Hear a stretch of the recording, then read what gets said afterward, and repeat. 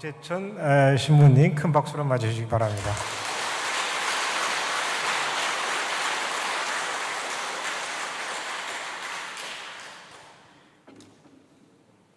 하루는 아들 병아리가 아빠 닭에게 물었습니다. 병아리, 아빠는 왜 벼슬이 있어요? 아빠 닭이 답했습니다. 그건 적들에게 우리의 위험을 과시하기 위해서지. 그럼 주둥이는 왜 날카롭고 뾰족한가요? 그건 적들을 무자비하게 공격해 혼내주기 위해서지. 그럼 목소리는 왜 이렇게 커요? 그건 적들의 기선을 제압하기 위해서야. 한참 생각에 잠겨있던 병아리가 아빠 닭에게 물었습니다. 그런데 아빠, 왜 아가야? 그런 우리가 닭장 안에서 뭐 하는 거죠? 어쩌면 우리도 영적으로 그렇게 내가 지금 전부라고 생각하는 게 있을 수 있을 겁니다. 어쩌면 지금 내가 아는 하나님이 전부라고 생각하고 할 수도 있을 겁니다. 근데 그게 어쩌면은 아직도 닭장 안에서 그러고 있는지도 모릅니다. 그래서 내 내면의 닭장으로부터 나와서 또 새로운 하나님을 만나기 위해서 우리는 다양한 영성들을 배우는데, 그 가운데 오늘은 여러분들께서 토마스 머튼 신부님을 통해서 닭장으로부터 나와서 새로운 하나님을 만나는 법을 이제 배우고자 합니다. 그런데 내가 혼자 힘으로는 나오기 힘듭니다. 그래서 우리는 하느님께 기도하고 또 성령께서 우리를 인도해 주시기를 청해야 할 겁니다. 아마 지금 이 자리에 계신 분들이 스스로 이 자리에 나왔다고 생각하실 수도 있겠습니다. 하지만 성령께서 여러분들에게 뭔가 메시지를 전하기 위해서, 뭔가 말씀하시기 위해서 여러분들을 초대해 주셨습니다. 그래서 이 한 시간 반 정도 하죠. 반 정도의 기간 동안 주님께서 지금 여러분들에게 무엇을 말씀하시고자 하는가, 그분의 소리를 듣는 시간을 가지시면 좋겠습니다. 토마스 머튼에 대해서 몰라도 됩니다. 하나님의 소리를 들어야 됩니다. 머튼 신부님은 도구일 뿐입니다. 그래서 함께 우리 주님께 기도하면서 이 나눔을 시작하도록 하겠습니다. 시작 기도 같이 바치겠습니다. 성부와 성자와 성령의 이름으로 아멘. 토마스 머튼 신부님께서 바친 기도입니다. 함께 하겠습니다. 하느님, 저를 당신의 의지 안에 가두시고 당신의 사랑과 지혜 안에 가두시며 당신께로 이끄소서. 제가 어떤 일을 하는 가장 크다란 이유가 단지 저 자신의 만족 때문이라면 저는 결코 아무 일도 하지 않겠습니다.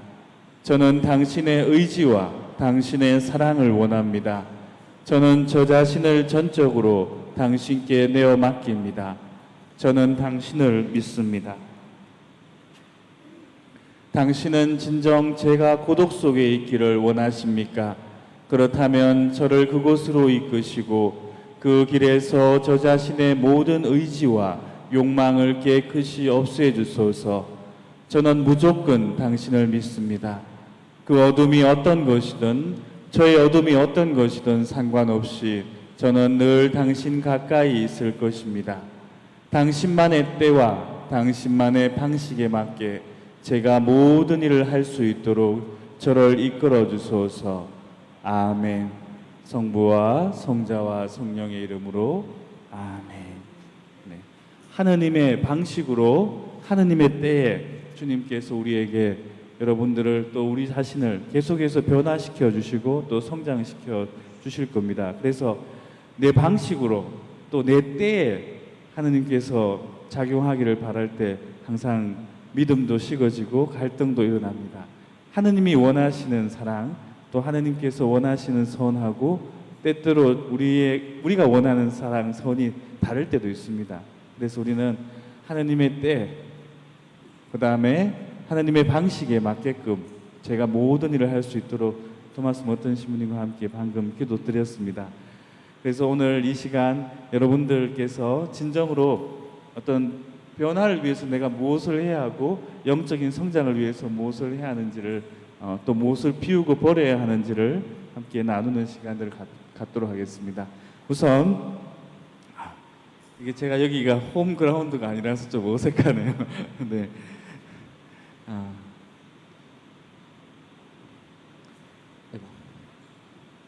20살의 사람은 신이 주신 얼굴을 가지고 있으며 40살에는 삶이 준 얼굴을, 그리고 60살에는 스스로가 얻은 얼굴을 갖고 있다. 이제 알버트 슈바이츠 박사님이 하신 말씀입니다. 근데 10대에는 하느님께서 주신 얼굴을 갖고 있으며 20, 30대에는 성형외과 의사가 준, 이거 안 찍으셔도 됩니다. 성형외과가 준 얼굴을 갖고 있고, 40살에는 화장품 회사가 준 얼굴을, 50살에는 삶이 준 얼굴을, 60살 이상은 하느님께서 주신 마음의 얼굴을 가져야 한다. 여기 가운데 계신 분들 가운데 이제 60 이상 되신 분들은 하느님께서 주신 마음의 얼굴을 지녀야 된다. 이거는 누가 말했는가?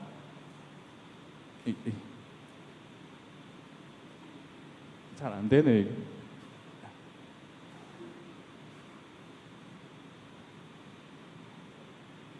예. 안셀모 신부가 말을 했습니다. 네. 근데 사실은 나이에 상관없이 우리가 영적으로 깨어날 때 우리의 마음의 얼굴은 예수님의 얼굴을 갖게 됩니다. 그럼 어떻게 하면 영적으로 깨어나 주님께 주신 본래의 얼굴, 예수님의 영적인 얼굴을 갖게 될 건지, 한번 또 나는 지금 남들이 보기에 혹은 또 내가 스스로 생각할 때 주님과 얼마나 닮아 있고 가까워져 있는지 한번 생각해 보시면 좋겠습니다. 그래서 토마스 머튼 신부님을 통해서 주님께서 주시는 마음으로 깨어날 수 있으면 좋겠습니다. 어떻게 하면 깨어날 수 있을까요? 자, 토마스 머튼이 한 기도문을 제가 하나 더 보여드리겠습니다. 이게 제 마음대로 안 되네요. 네, 당신의 밝음은 저의 어둠입니다. 네, 제가 이렇게 여기 되니까 되네요. 네, 죄송합니다. 네. 당신의 밝음은 저의 어둠입니다. 저는 당신에 대해 아무것도 모르고 저 혼자서는 당신을 알기 위해 어떻게 시작해야 할지 상상조차 할 수 없습니다. 만약 제가 당신을 상상한다면 저는 잘못하는 것입니다. 만약 제가 당신을 이해한다면 저는 망상에 사로잡힌 것입니다. 제가 당신을 안다고 확신한다면 저는 미친 것입니다. 저는 어둠만으로도 족합니다. 이런 토마스 머튼의 기도문이 있는데, 이 기도문은 토마스 머튼이 1941년 성탄 자정을 앞두고 바친 기도문입니다. 근데 토마스 머튼이 1941년 12월 10일 날 수도원에 입회했어요. 이 수도원 입회하고 며칠 후에 기록한 것입니다. 저는 수도원에 지금 입회한 지 지금 내년이면 30년째 됩니다. 근데 과연 이런 기도문을 바칠 수 있을까 하는 생각이 들기도 합니다. 왜 이 기도문을 제가 말씀드리냐 하면, 이제 우리의 신앙의 성장에 있어서 어두운 밤이 도대체 뭔가, 그리고 여기 왜 머튼 신부님은 어두움만으로 족합니다 이렇게 말씀을 하셨을까요? 제가 다들 마스크를 하고 계시니까 서로 소통이 잘 안 되는 것 같아요. 반응을 좀 잘해 주십시오. 조금 이렇게 재밌는 이야기가 나오면 많이 웃어주시고, 또 고개도 좀 끄덕끄덕 해주시고. 요즘은 그 마스카라랑 그다음에 그 아이 크림이 많이 팔린답니다. 눈 미인들이 요즘 이제 인기가 많고 립스틱은 잘 안 팔린다 그러대요. 맞는지 모르겠습니다. 네. 자, 그래서 서로 이렇게 주고받고 하는 반응을 함께 할 수 있으면은 저도 기쁘게 할 수 있고 여러분들도 조금 이렇게 적극적으로 하면 좋겠습니다. 그 어떤 본당 신부님이 강론을 열심히 하고 계셨어요. 근데 앞에 어떤 할아버지가 막 주무시는 거예요. 그래서 마침 그 할머니가 옆에 있어가지고 그 할매, 그 옆에 할배 좀 깨워봐. 그랬더니 그 할머니가 이렇게 이야기했습니다. 지가 재워놓고. 네, 제가 여러분들 졸지 않게 하기 위해서 재미있는 이야기도 좀 해드리고 또 이렇게 막 쇼도 하고 그럴 겁니다. 근데 집중해서 잘 들어주시면 좋겠습니다. 제가 오늘 2시에 부산에서 출발했습니다. 기차를 타고 여기 와서 이제 지금 또 끝나고 이제 다음 주도 또 오고 그 다음 주에 또 올 겁니다. 3번에 걸쳐서 할 텐데, 사실 저는 토마스 머튼 신부님에 대해서 그 많은 책들을 다 보지도 못했고 아직 토마스 머튼 신부님을 계속 공부하고 있는 중입니다. 그런데 그나마 이제 토마스 머튼 신부님에 대해서 제가 공부를 하고 오니까 많은 이제 우리 교우분들이 토마스 머튼 신부님에 대해서 몰랐던 그 모습들을 새롭게 이제 알게 되었다면서 저에게 많은 고마움을 이야기해 주셨고, 특별히 이제 그 평화 방송을 보시고는 유튜브를 보시고 하시면서 이제 조금씩 예전에 7층산도 보고 뭐 그랬었는데 이제 다시금 그때 영상을 좀 다시 꺼내서 읽어보게 되었다고 이렇게 말씀을 많이 해주십니다. 또 어떤 분은 여기 왔더니 TV에 나오는 분이라고 또 이렇게 반가워해 주셨는데, 전 제가 지금 불과 이제 머튼 신부님을 공부하기 전에는 제가 여기 와서 머튼 신부님을 이야기할 줄은 저도 꿈에도 몰랐습니다. 제가 유학 갈 때는 저는 심리학에 관심이 많아가지고 이제 심리학 공부를 이제 막 하고 있다가 박사학위를 하면서는 토마스 머튼 신부님을 만나게 되었어요. 그래서 어쩌면 하느님께서 제가 그곳에 가서 토론토에 가서 공부하게 된 것이, 또 머튼을 공부하게 된 것이 제 영적인 여정에 아주 큰 도움이 되었습니다. 제가 많이 치유받았고 많이 변화되었고 토마스 머튼 신부님으로 인해 가지고 제 영성이 이렇게 달라졌습니다. 제가 지난주에는 마산에 있는 수정 트라피스트 수도원 아시죠? 수녀원. 예, 그 수녀원 굉장히 아름다운 수녀원인데 그 수녀원에 가서 이제 강의를 이제 피정 지도를 하고 왔습니다. 일주일 동안. 근데 그 전에도 제가 거기 한번 갔었어요. 근데 이제 제가 9년 동안 토론토에 있었는데 이제 10년 전에 갔던 거죠. 그랬더니 이제 제가 강의를 막 하고 나니까 거기 수녀님 한 분이 이제 저한테 피드백을 주셨어요. 신부님, 10년 전에 신부님하고 지금 신부님은 완전 딴 사람이 됐습니다. 그렇게 말씀을 하셨습니다. 저는 토마스 머튼 신부님 덕분에 딴 사람이 되었습니다. 그래서 여러분들에게 또 이런 영상을 나누면서 머튼 신부님에 대해서 뭐 지식을 많이 쌓는 건 중요하지 않습니다. 이 신부님을 통해서 여러분들이 딴 사람, 예수님 더 닮은 사람, 정말 사랑 많이 하는 사람, 그리고 그냥 사랑이 아니라 하늘 사랑을 하는 사람으로 변화될 수 있으면 좋겠습니다. 그리고 그 길이 어떠한지를 볼 수 있으면 좋겠어요. 사람들이 머튼 신부님을 좋아합니다. 왜 그러냐 하면은 그분이 완벽해서 좋아하는 게 아니고 그분을 공부하고 또 그분 책을 읽다 보면 이거 내 이야기인데 이런 생각이 듭니다. 그분도 우리처럼 똑같이 쓰러지고 똑같이 죄도 짓고 잘못도 하고, 그렇지만은 나중에 말년에 가서는 아주 완숙한 성숙한 그런 영적인 단계에 이르게 됩니다. 그래서 그런 이제 굴곡의 여정들을 그분도 걸으셨기 때문에 완벽하지 않으셔서 더 매력적인 분이 바로 토마스 머튼 신부님이십니다. 그래서 제가 이제 앞으로 쭉 이렇게 설명을 해 나갈 텐데 그 설명에 있어서 출발점이 저는 어두운 밤이라는 생각이 들었습니다. 왜 어두운 밤일까요? 자, 그래서 우리 여기 앞에 우리 형제님 본명이 어떻게 되세요? 바오로. 예. 제 바오로 사도 되게 좋아하는데, 예. 우리 바오로 우리 청년 젊은이가 있습니다. 뒤에 보이세요? 네. 근데 이 바오로 형제님이 생각하는 어떤 하느님 관이 있을 거예요, 그죠? 하느님은 어떤 분이세요?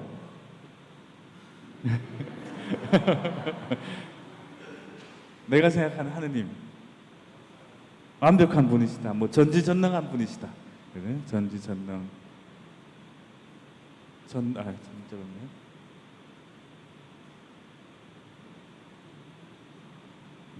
전지전능한 하느님, 이게 하느님의 전부의 모습일까요? 아니죠.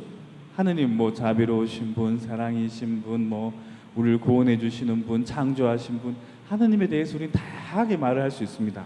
근데 이제 흔히들 우리 이제 젊은이들이 이야기하는 하느님의 어떤 모습 중에 하나가 전지전능의 하느님입니다. 그래서 이제 질문을 합니다. 엄마가 왜 성당도 안 나가고 왜 그래? 그러면은 하느님이 전지전능하시다면 이 코로나를 왜 보냈어? 하느님이 전지전능하시다면 왜 저 악독한 정치가가 왜 우리를 이렇게 괴롭혀? 하느님이 전지전능하시다면 왜 이렇게 불쌍한 사람들이 많어? 하느님이 전지전능하시다면 왜 이렇게 세상에는 가난한 사람들이 많어? 다 열심히 살고 있는데 불행한 사람이 많은데, 이렇게 질문합니다. 그죠? 근데 하느님이 전지전능만 하나요? 하느님은 또 자비로우신 분이시고 뭐 사랑이신 분 다양하게 있습니다. 그리고 우리보다 더 큰 뜻을 가지고 계시죠.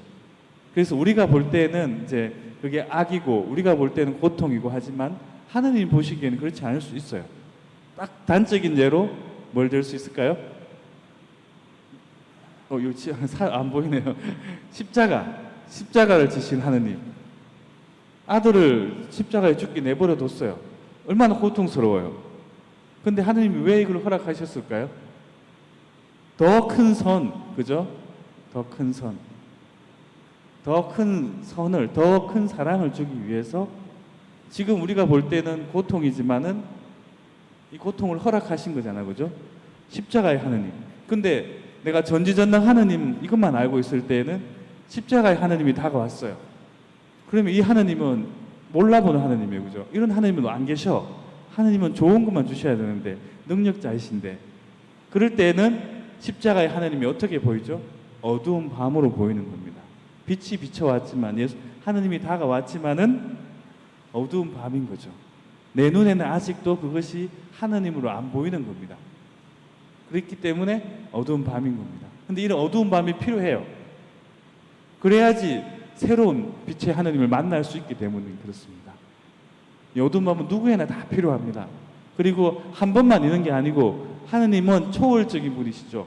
그죠? 그래서 우리가 하느님을 마지막까지 다 알 수 있을까요? 모릅니다.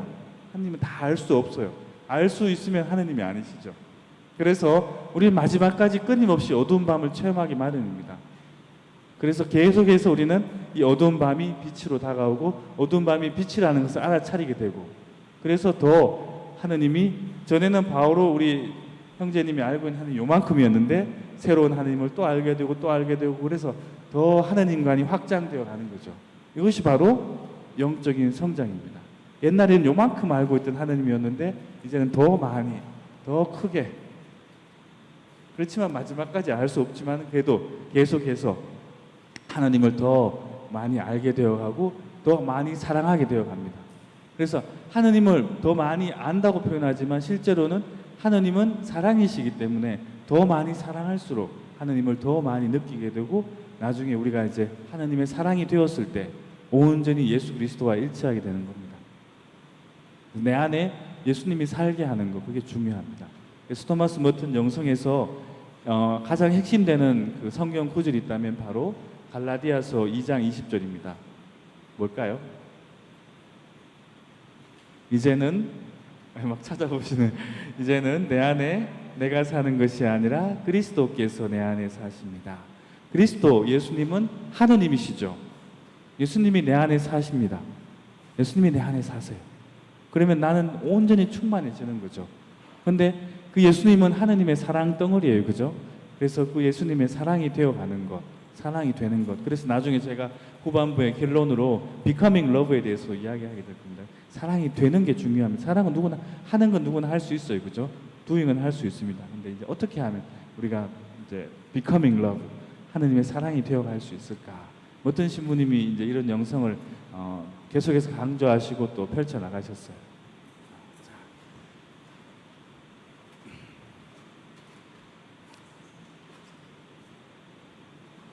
같은 이야기입니다.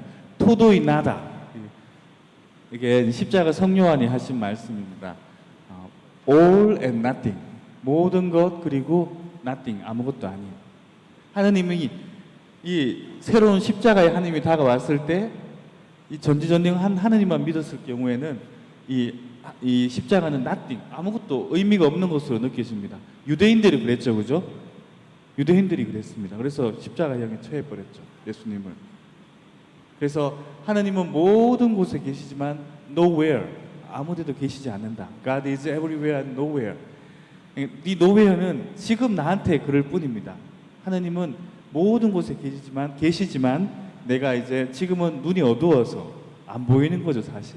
어떤 때는 내가 이제 죄를 짓거나 혹은 또 잘못을 하거나 할 때도 그럴 때는 하느님이 오셔도 숨게 됩니다. 누가 그랬죠?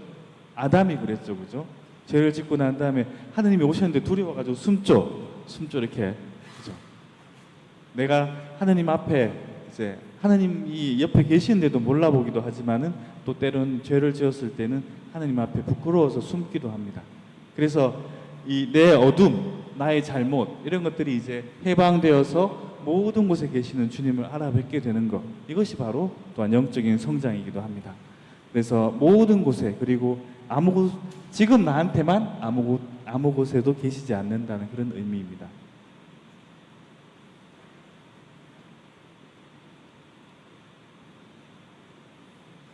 네, 그래서 하나님은 모든 곳에서 우리 만날 수 있습니다. The gate of heaven is everywhere. 모든 것이 천국의 문인 거죠. 그래서 그럼 왜 성당에 다녀야 됩니까? 이렇게 물을 수도 있을 거예요, 그죠? 모든 것이 하느님의 천국으로 갈 수 있는 문이라면 왜 성당에 다녀야 됩니까? 왜 다녀야 돼요? 네, 하느님을 만날 수 있는 길을 예수님께서 직접 우리에게 알려주신 방법이 성당에 있기 때문에, 성사의 형태로, 그죠? 미사를 봉헌하고 고해 성사를 받고 하면서 이제 우리는 이곳에서 하느님의 은총 선물을 많이 받을 수 있기 때문에 이제 여기 와서 이제 우리는 성당에 다니는 겁니다. 그렇다고 해서 성당에 안 다닌다고 해서 받을 수도 있어요, 은총을. 근데 여기서 우리는 좀 더 이제 예수님께서 알려주신 방법대로 받을 수 있어요. 근데 또 한편으로는 우리가 이제 그 예수님에 대해서 여러 가지 방법으로 알 수 있지만은 우리가 이만큼 해야지 하나님께서 이만큼 주는 것도 아닙니다. 하나님께서 주시는 모든 것들은 은총의 선물들인 거죠. 그러면 왜 또 성당에 굳이 다녀야 되냐? 우리를 불러주셨습니다. 소명이 또 있는 겁니다. 그래서 우리를 통해서 예수님의 말씀과 사랑을 이웃에 나누라고 이제 성당에 우리를 불러주신 거죠. 그래서 모든 곳에서 우리는 하나님을 만날 수 있습니다. 근데 특별히 뭐 자아라든지 자영, 꿈, 예수님, 성모, 뭐 성지순례, 뭐 성경 말씀 여러 가지 방법으로 부활의 체험, 일상의 방법 등등 이제 우리는 여러 가지 방법으로 하나님을 만날 수 있습니다. 성지순례. 저는 예전에 이 성지순례를 왜 가냐 이렇게 생각을 한 적이 많았습니다. 그냥 그 사진으로 보면 되고 TV에도 많이 나오잖아요, 그죠?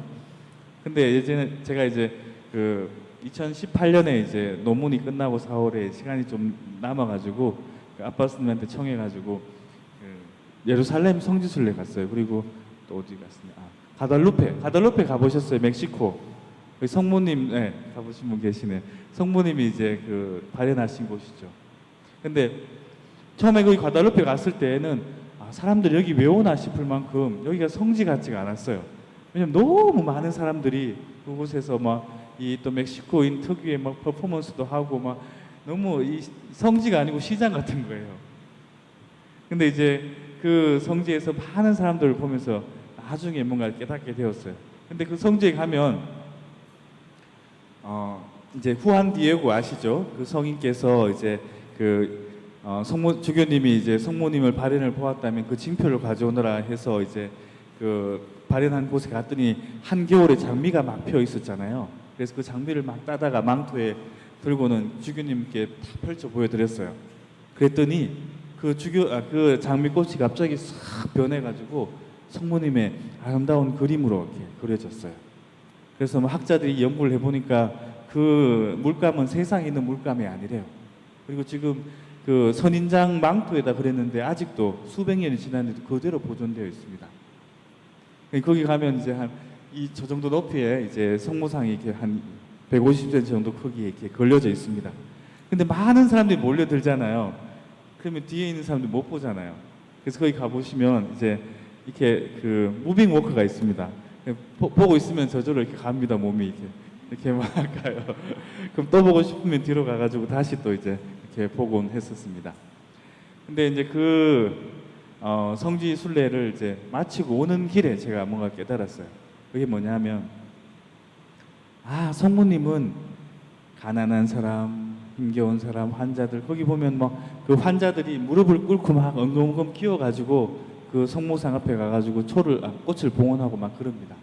그래서 성모님은 모든 사람을 다 받아주시는구나, 모든 사람을 당신의 품에 안아주시는구나 하는 걸 느낄 수 있었습니다. 그래서 내가 이제 앞으로 한국에 가면은 많은 사람들이 이제 이 성모님의 마음으로 살아야겠구나 하는 그런 생각이 들었었습니다. 모든 사람을 받아들이는, 나와 맞든 나와 맞지 않든 다 받아들일 수 있는 그런 성모님의 그런 마음을 배워야겠구나 하는 생각이 성지순례를 가서 느꼈습니다. 그리고 난 다음에 이제 터키에 갔었는데 그때 터키에 갈 때는 이제 한 38명 정도 되는 순례자들이랑 같이 갔습니다. 같이 갔을 때는 제가 공항에서 미사를 하면서 말씀 사탕을 나눠주면서 그 뒤에 숫자를 다 적었어요. 그러고 난 다음에 이제 여러분들 순례하신 분들께 말씀드렸어요. 이 면담 순서입니다. 했더니 이제 모든 사람들이 다 거기서 이제 비행기에서 뭐 버스에서 다 면담 성사를 다 받습니다. 근데 터키의 그 성모님이 그 당시에는 굉장히 중요한 인물이셨어요. 그래서 에페소에 이제 사도 요한이죠. 사도 요한이 이제 성모님을 아주 산속 깊은 곳에 모셨어요. 이제 박해를 피해서.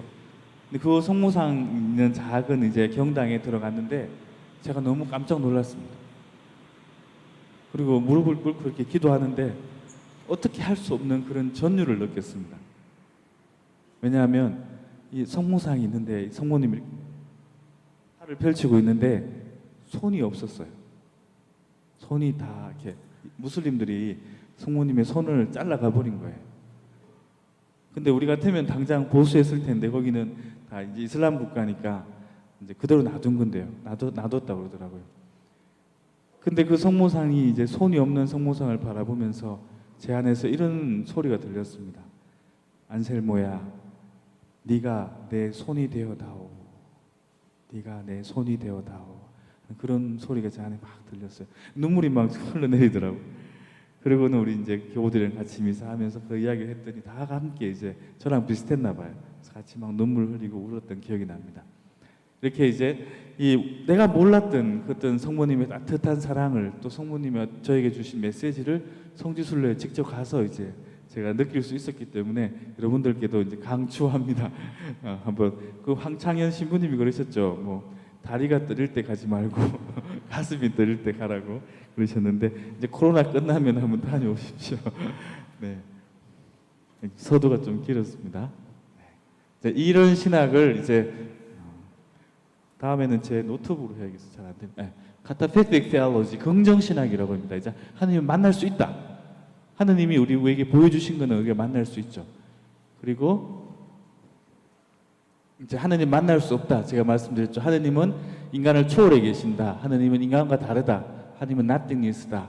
인간의 사고와 체험에 포함될 수 없고 표현될 수도 없다.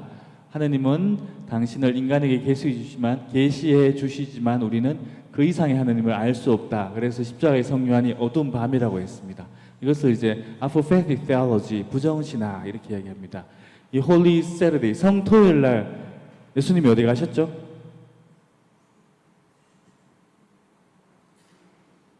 저승에 가시어 사흘날에 부활하 저승에 가셨습니다. 그죠? 예수님이. 그렇지만 예수님이 이 지상에는 안 계셨지만 안 계신 걸까요? 계셨어요. 그죠? 그러니까 우리 눈에는 안 보이는 거죠. 그러니까 지금 내 눈에는 어두운 밤으로 보이는 겁니다. 지금 내 눈에는 그 하나님이 아직 내가 받아들일 수 없는, 그래서 하나님의 때가 오고 하나님의 방식으로 우리가 눈을 뜨는 것, 깨어나는 것, 그것이 바로 영적인 성장이라는 것입니다. 그래서 대체적으로 이제 먼저 하나님에 대한 이해가 무관심 혹은 선의가 있고, 그 다음에 하나님에 대한 알미 있고, 또 모르는 하나님이 찾아오십니다. 그래서 내가 만들어 놓은 하나님관, 이 하나님 틀을 부수는 것 중요합니다. 그리고 또 모르는 하나님, 아는 하나님, 이렇게 계속해서 다가오는 것, 이런 과정이 이제 이어지는 것이 바로 바로 영적인 성장의 과정이라고 볼 수 있을 겁니다. 그래서 우리가 신앙생활을 하다 보니까 항상 앞으로만 가던가요? 저는 그렇지 않다는 걸 깨달았습니다. 제가 처음에 이제 수도원에 입회했을 때 저희 수도원에 이제 원로 신부님께서 오셔가지고 칠판에 이런 모양의 이제 나선양 모양의 이게 탁 그리시더니 이제 가운데 예수님이라고 딱 적으셨어요. 그리고 수도원에 들어오면 아침에 이제 5시에 일어나가지고 기도하고 미사하고 일하고 낮기도 하고 또 밥 먹고 오후에 일하고 저녁 기도하고 늘 반복되는 삶을 살 거다. 그렇지만은 매일매일 조금씩 어제와 오늘이 다른 것 같지만은 같은 것 같지만은 조금씩 이제 우리 끝까지 이 길을 걸어가면은 마지막에는 예수님을 만날 것이다. 그러니까 수도원을 떠나지 말고 항구하게 살거라. 이렇게 말씀을 하셨습니다. 그런데 실제로 살아보니까 항상 앞으로만 가는 게 아닌 것 같더라고요. 때로는 뒤로 가기도 하고, 때로는 멈추기도 하고, 또 때로는 쓰러져 있기도 하고, 때로는 주저앉아서 다른 수사님들 욕하기도 하고 그러면서 살고 있더라고요. 그래서 그런 모습들을 보면서 이게 항상 앞으로 가는 것이 아니라 때로는 뒤로 가기도 하고, 그렇지만 뒤로 가는 것이 그냥 마냥 뒤로 가는 것이 아니라 다음 단계로 가기 위해서는 더 앞으로 가기 위해서 때로는 멈추고 뒤로 가는 시간들이 필요하다는 겁니다. 과정이라는 것을 기억하시면 좋겠습니다. 자, 그 다음에 이제 제가 이 부분을 말씀드린 이유는 제가 그랬기 때문에, 제 체험이 있었기 때문에 그렇습니다. 제가 처음에 이제 토마스 머튼 신부님을 이제 접했을 때는 굉장했어요. 물론 뭐 처음에는 공부를 위한 머튼 신부님이었어요. 학위를 따기 위한. 근데 점점 글을 읽어갈수록 점점 더 이제 매력이 느껴지는 거예요. 글을 읽으면 읽을수록. 예전에 제가 토마스 머튼 신부님 글을 읽을 때는 분명히, 그러니까 이제 수도원 들어와서 얼마 안 됐을 때죠. 분명히 한글로 적혀 있었는데 책을 읽고 나도 무슨 소린지 이해가 안 되더라고요.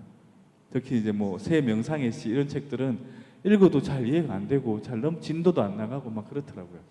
그런데 이제 이때는 읽으니까 이게 막 스펀지처럼 흡수가 싹 되는 거예요. 그만큼 이제 시간이 흐르니까 제가 이해하는 게 조금 더 이제 쌓였나 봐요. 경험이 생기니까. 그래서 막 머튼에 심취해가지고 토마스 머튼에 대해서 굉장히 막 많은 책들을 읽고 마치 그분의 체험이 이제 제 안에 살아 움직이는 것처럼 느껴지는 때가 있었습니다. 근데 제가 2016년에 노르웨이에서 개최된 종교 간 대화 모임에 갔었습니다. 여기서 발표를 하고 뭐 그렇게 하다가 제가 계속 머튼 이야기를 많이 하니까 독일에서 오신 코스마 신부님이라고 계시는데 그분이 저한테 안셀모, 이분 너무 친하니까 저한테 농담 삼아 그러셨어요. 너는 왜 말끝마다 머튼 이야기만 하느냐 막 이러는 거예요. 근데 그때 제가 뭔가 딱 깨달은 게 있었습니다. 이제는 머튼을 버려야겠구나. 머튼 신부님이 마치 내 안에 너무 가득 차서 머튼 신부님으로 가득하다 보니까 오히려 내가 생각하는 하느님을 만나지 못하고 머튼 신부님의 하느님만 만나고 있었구나 하는 생각이 들더라고요. 그래서 그때부터 이제 제가 다짐했습니다. 그래, 머튼을 버려야겠다. 이런 마음이 드니까 이제 점점 제 안에서 머튼 신부님의 그 글들이 또 영성이 소화되기 시작하더라고요. 그리고 제 삶 안에서 하나님이 어떻게 작용했는지를 볼 수 있게 되더라고요. 그래서 오늘 이제 한 시간 정도 동안 제가 토마스 머튼 신부님의 생애에 대해서 쭉 이렇게 훑어드리겠습니다. 다 할 수 있을지 모르겠지만은 이제 훑어드리면서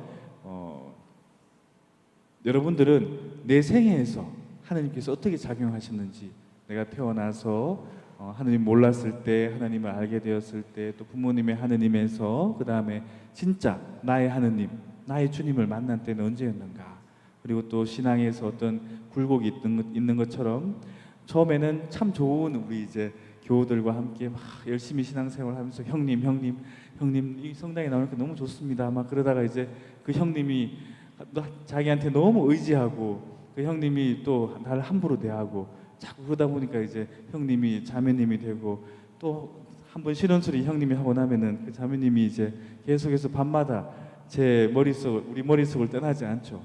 어떻게 나한테 그런 말 할 수 있고 그 형님이, 그리고 나중에 더 심해지면은 그년이 나한테 어떻게 그럴 수 있어 막 그런 식으로 이제 우리 생각이 자꾸 막 이제 제가 이런 이야기 했더니 신부님 그 놈도 있습니다. 근데 그렇게 우리가 이 사람들과의 관계 안에서 뭔가 막 계속 성당 활동하면서도 다양하게 이제 힘든 일도 생기고 또 좋은 일도 생기고 막 그런 과정들이 있을 겁니다. 또 자녀들과의 관계 안에서도 그렇고, 그래서 이제 내 여정 안에서 나와 하느님과의 관계가 어떠했는지, 또 나와 나의 이웃들과의 관계가 어떠했는지, 내 인생 여정 안에서 하느님이 어떻게 작용하셨는지, 또 나의 신앙은 얼마나 성장해 왔는지 살펴볼 수 있으면은 진짜 이제 나의 하느님을 만날 수 있게 되는 겁니다. 아셨죠? 네. 자, 그러면 제가 생애를 토마스 머튼 신부님에 대해서 나는 뭐 책 한 권이라도 읽어봤다. 오, 많이 되네요. 방송도 봤다. 뭐 이런 방송도 보시는 분 많아요. 제가 그래서 제가 생애를 뭐 연대기적으로 설명하는 것보다는 굉장히 좋은 영상이 하나 있어가지고 하나 보여드릴게요. 이걸 딱 보면은 아 모턴이 이렇게 살았구나. 혹은 이미 책을 보신 분들도 중구난방으로 이렇게 생애가 엉켜 있을 수도 있으니까 한번 쭉 한번 이렇게 볼 수 있는 영상을 한번 보시면 좋겠습니다. 네. 처음부터 좀 보여주십시오. 여기 이제 이 영상은 One of the things that appeals to people about Merton is that he's real. He speaks to people who are seeking, he speaks to people who are devout, and he speaks to people who know that they're imperfect and believe that God loves them anyway. So Karmapa may have been short, but his salient characteristic was his giant, roaring Lion of Dharma-like presence. He was a living Buddha. Everybody just fell in love with him. Theology is poetry. Like all poetry, it is trying to say something that cannot be expressed in logical discursive prose. When you're talking about God, there will come a point where we listen to the absolute stupidity of what we're saying and lapse into silence. CBS presents Modern Masters of Religion. The narrator is Ted Holmes. The four people most responsible for me becoming a Jesuit are the Father, the Son, the Holy Spirit, and Thomas Merton. Thomas Merton is considered one of the greatest American Catholics of the 20th century. Author of over 70 books, his influence as a writer, mystic, and social activist continues to be felt by many. If he hadn't entered the monastery and spent months and months writing his books, I wouldn't be a Jesuit. I wouldn't be here. I'd probably be miserable. Father James Martin is a priest and best-selling author. I was very dissatisfied with my life at GE, where I was working. And I came home one night and turned on the TV and saw a documentary about Thomas Merton. And just something about his life, the look on his face, which seemed so content and peaceful, really drew me in and made me want to know, what was the secret to this guy's happiness. Merton was born in France in 1915. His mother was American and his father was from New Zealand. They were artists and moved frequently between Europe and the US. I think he never really felt like he fit in when he was young. He moved from school to school. His mother died when he was extremely young, and his father died, I think, when he was a teenager. As a young man, Merton declared, "I believe in nothing," but faith came calling through a back door. He was very attracted to the church aesthetically. He'd be attracted to icons and churches he visited in Europe, and so that is one way that he gets drawn into Catholicism. In 1933, he entered Cambridge University in England. Like a lot of college kids, he's more interested in getting drunk and going out with women and things like that. During this period, it was rumored that Merton fathered a child out of wedlock.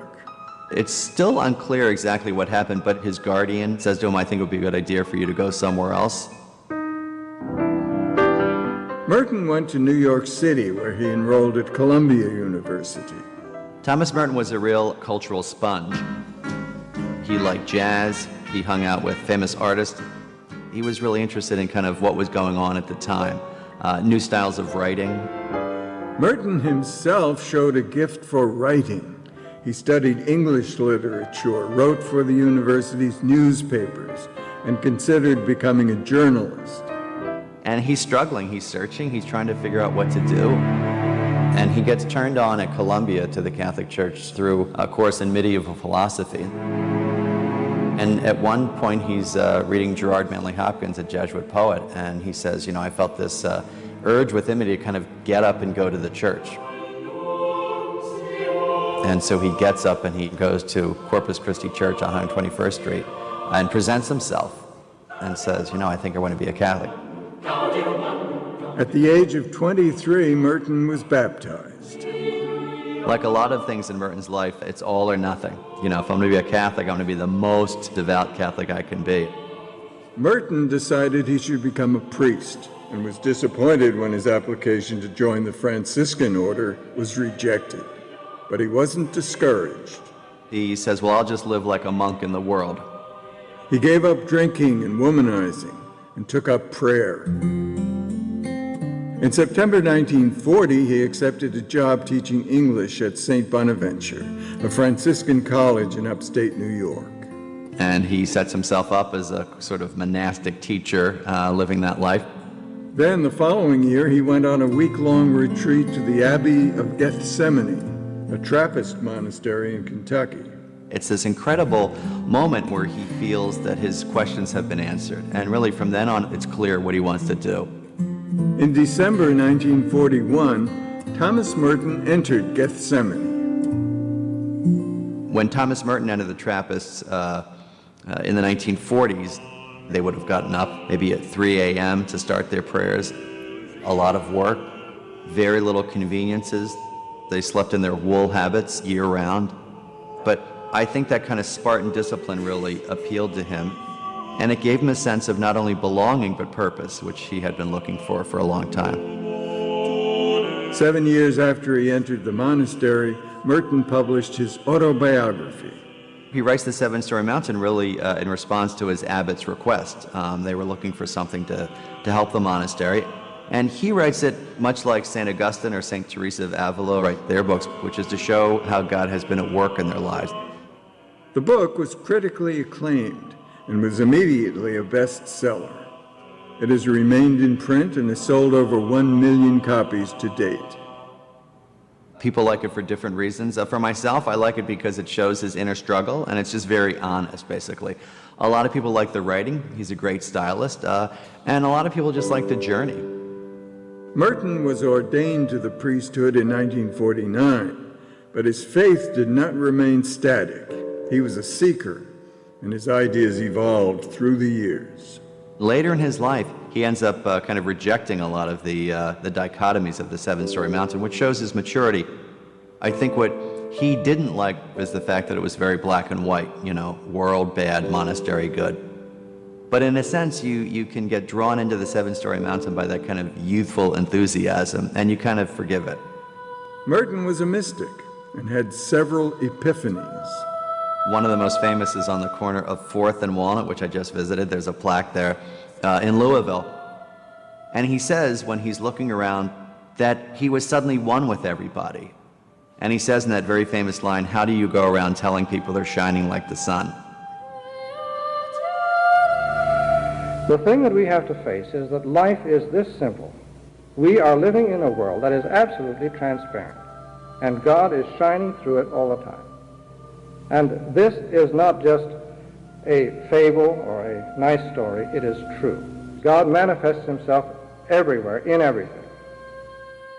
But Merton had personal human struggles nonetheless. One was over fame and humility. He wanted to be successful as a writer, but he also knew that the Christian person has to be humble. Another struggle was obedience. One of his abbots, and he clashed a lot in terms of what he could do, what he could publish. That was difficult for him because he had a very strong will, but he also knew that he had taken a vow of obedience freely. Merton decided to live monastically in the hermitage of Gethsemane, but he connected to the world outside through his writing. In the 50s and 60s, he starts writing about the Cold War, about peace, nuclear disarmament. And in a sense, his conscience gets awakened to kind of his public responsibility. Then the Berrigan brothers come to see him, and Joan Baez comes to see him. In 1966, Merton underwent back surgery at a hospital in Louisville, Kentucky. While he was recuperating, the 51-year-old priest fell in love with his 25-year-old nurse. And it overtakes him, and he breaks his vow. But in the end, he reconciles himself to that, and he returns. Towards the end of his life, Merton began to explore Eastern religions. And he starts reading about Zen and Buddhism, and it really has a profound effect on him. In November 1968, Merton traveled to India, met the Dalai Lama, who said Merton introduced him to the real meaning of the word Christian. A few weeks later, while attending an interfaith conference in Thailand, Merton died at the age of 53. He was giving a talk, I think, to mostly priests and brothers and sisters. And he says at the end of his talk, "Well, now I'll disappear and we'll all go have a Coke." And he goes into his room. He's taking a shower, and he comes out and slips on the tile floor. And to break his fall, he grabs a fan and falls on him, and he's electrocuted. He is actually brought back on a transport plane that also carries the bodies of dead American soldiers from the Vietnam War, which was very poetic given that he had really spoken out against war and violence for most of his life. Thomas Merton's legacy, I think, are his words and his witness. When you step back, you can see Thomas Merton in all of his flaws. You know, he's headstrong, he can be prideful at times, but in the end, you see him as a very holy person. And I like to think that that's the way God looks at us, you know, in all of our complexity, but holy and beloved all the same. We will return after these messages. 네, 잘 보셨어요? 네, 머튼의 생애를 아주 잘 요약해 줬는데 제가 작년이네 2019년에 이제 그 네덜란드에서 개최된 종교간 대화에서 이제 토마스 머튼에 대해서 소개를 해달라고 해서 이제 1시간 강의를 했었는데 그때 이제 이 영상을 보여드렸어요. 그랬더니 참석하신 분들이 너무 좋아하시는 거예요. 이렇게 짧게 머튼의 생애를 잘 요약한 그 영상은 보기 드물다고. 그래서 도대체 어디서 구했냐고. 그래서 제가 이렇게 답했습니다. 유튜브에서. 뒤에 또 나옵니다. 근데 그거는 제가 잘라냈습니다. 이제 자막을 붙이고 이렇게 했었습니다. 이제 머튼 생애를 이제 우리가 알았으니까 이제 이 머튼 생애를 아는 게 중요한 게 아니고 머튼이 이제 처음에는 무신론자였고 또 뭐 방탕하게 살고 또 어린 시절에는 굉장히 이제 뭐 불우한 외롭고 힘든 그런 시간들을 보냈습니다. 근데 이 힘든 시간들을 보내고 어려운 시간들 무신론자였고 그 다음에 엄마 아빠 일찍 돌아가시고 그러는 과정에서 어떻게 세례를 받게 되었는지 뭐 때문에 또 어떻게 또 그 엄격하다는 트라피스톤에 왜 들어가게 되었는지 요인이 무엇인지 한번 살펴보면은 우리가 어떤 영적인 변화에 무엇이 작용하는지를 알 수 있겠죠, 그죠? 그 다음에 또 두 번째로 또 머튼이 처음에는 스톤에 들어와가지고 전통적인 걸 잘 배웠어요. 그때는 뭐 공회 이전이었으니까 더 이제 막 엄격한 고행을 하고 열심히 살았습니다. 우리 처음에 우리 신자가 되면 무조건 그냥 열심히 하잖아요, 그죠? 뭔지 모르고 열심히 합니다. 근데 나중에 머튼이 또 다른 새로운 머튼으로 변화가 됩니다. 그래서 많은 학자들이 머튼을 전기 머튼, 후기 머튼으로 나눕니다. 근데 이 머튼이 입회 때 하고 그다음에 입회하고 난 후에 이제 노년도 아니죠. 젊을 때 돌아가셨으니까. 아무튼 말기에는 어떻게 변화되었고 왜 변화되었는지 이런 요인들이 무엇이었는지 이것을 알면은 우리가 영적으로 성장하고 변화되는데 큰 도움이 되겠죠. 그죠? 그것들 엑기스를 쫙 뽑아가지고 여러분들에게 무료로 나눠드리겠습니다. 자, 우선 그럼 일단은 여러분들이 집에 가셔가지고 머튼 책을 좀 읽어봐야 됩니다. 그래야지 이 머튼의 이 맛을 드릴 수 있습니다. 머튼 신부님은 글쓰기에 중독됐다고 말할 만큼 글을 엄청나게 많이 썼습니다. 엄청나게 많이. 사실 트라피스톤에는 새벽 3시에 일어납니다.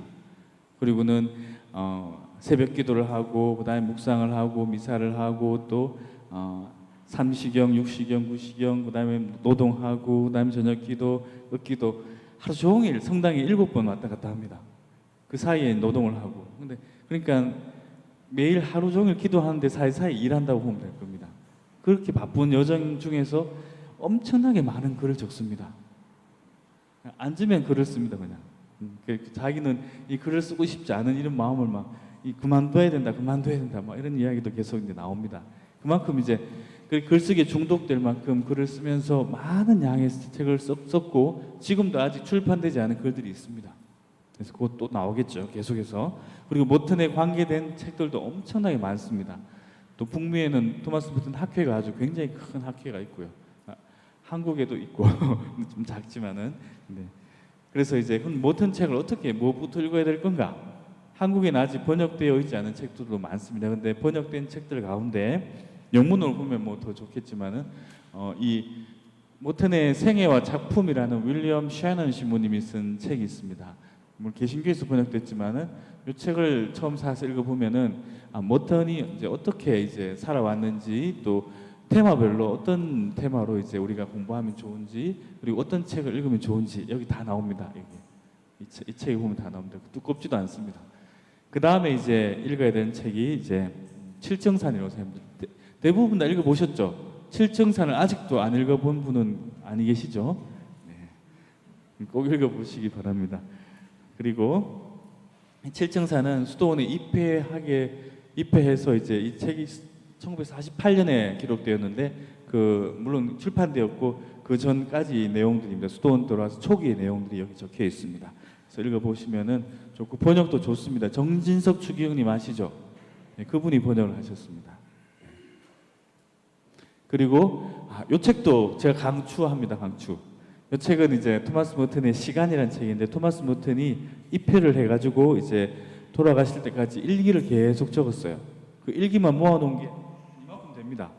6권짜리 이렇게 다 시리즈로 나와 있습니다. 근데 그 가운데 엑기스만 뽑아가지고 이제 굉장히 중요한 내용을 뽑아가지고 모아놓은 책입니다. 그래서 이 책을 읽어보면은 토마스 머튼의 이제 생애도 알 수 있고 인간 머튼을 만날 수 있습니다. 솔직한 일기는 사실 다 우리 솔직하게 적잖아요, 그죠?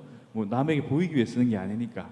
그래서 이 안에 머튼의 어떤 인간 머튼을 볼 수 있고 또 머튼의 뭐 삶이 이렇게 살아 움직인다는 그런 느낌이 좀 듭니다.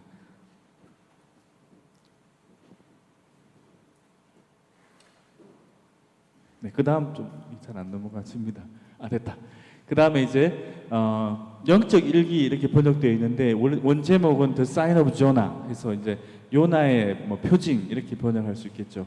이제 사제가 되기 전까지 이제 그 과정들을 이렇게 쭉 갈등의 과정들을 기록해 놨습니다.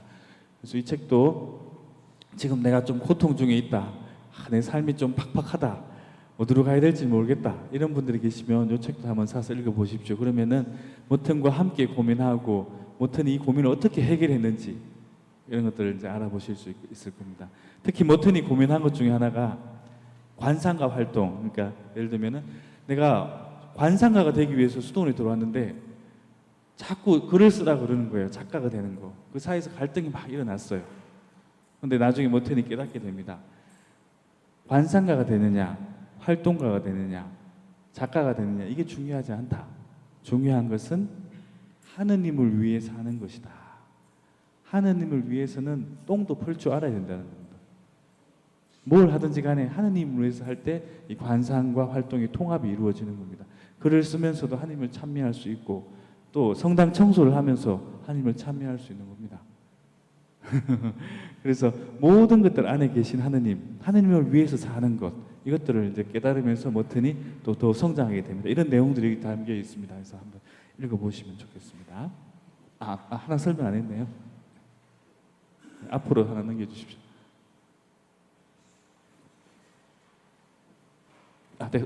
됐습니다. 이 책, 그냥 놔두십시오. 고독 속의 명상, The Thoughts of in Solitude. 이 책은 이제 머튼의 고독에 관한 내용이 나옵니다. 1953년에 주로 나온 이제 기록된 책 내용들인데, 이 안에는 머튼이 고독을 어떻게 생각했는지 또 이제 그 이외에도 다른 중요한 테마별로 이제 설명이 되어 있는데 아주 얇은 책입니다. 이 책도 한번 읽어보시면 좋겠습니다. 그 다음 네. 한 칸 더 갔습니다. 위로 올려주십시오. 네. 위로 올려주십시오. 앞에 테마로. 됐습니다. 제가 갈게요.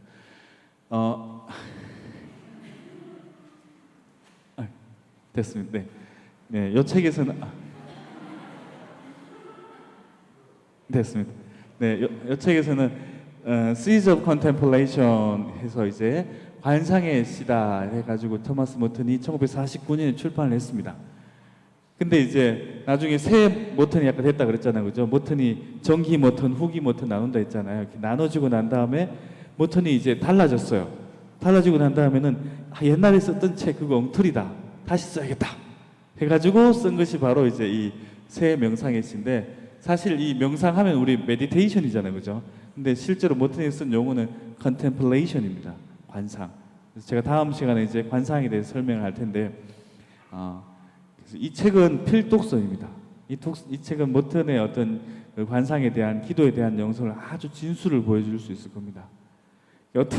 어떤 자매님이 아니 도대체 토마스 머튼이 누구길래 그 안셀모 신부를 홀딱 빠지게 만들었는가 해가지고 이제 이 책을 읽었대요. 다 읽고 나니까 왜 머튼에게 홀딱 빠졌는지 알겠다 하더라고요. 이 책을 읽어보시면 토마스 머튼의 영성이 얼마나 깊은지를 아마 체험하실 수 있을 겁니다. 네. 자, 그 다음에 토마스 머튼의 단상, 이건 1964년에 67년에 기록, 64년, 67년 그쯤에 이제 주로 기록된 건데 이 책은 맨 나중에 읽으십시오. 맨 처음부터 이 책이 굉장히 두껍습니다. 읽으면은 이 책을 읽다가 집어 던질 겁니다. 뭐 이렇게 어려워 그런 느낌이 좀 들 겁니다. 근데 그 파스칼의 팡세에 비교하기도 합니다. 그래서 어느 정도 이제 뭐 제 강의도 많이 듣고 그다음에 뭐 어떤 책을 많이 읽으셨으면 이제 이 책을 집어 드셔도 됩니다. 이 책은 읽으면 읽을수록 이제 또 막 우러나온 머튼의 어떤 그 삶의 그다음에 영성의 어떤 그런 깊이를 더 맛볼 수 있는 그런 책입니다. 좀 두껍지만은 읽을만합니다. 그다음에 이제 이 책은 기도에 대해서 적어놓은 책인데 contemplative prayer 해서 이제 관상적 기도, 관상 기도 뭐 이런 제목인데 이제 한국에서는 마음의 기도 뭐 이렇게 뭐 원 제목하고 다르게 번역을 했는데 아마 이래야지 좀 잘 팔리겠죠, 그죠? 관상적 기도하면 좀 저 갈매로의 수녀님들이 읽어야 되는 그런 책 이렇게 느껴지잖아요, 그죠?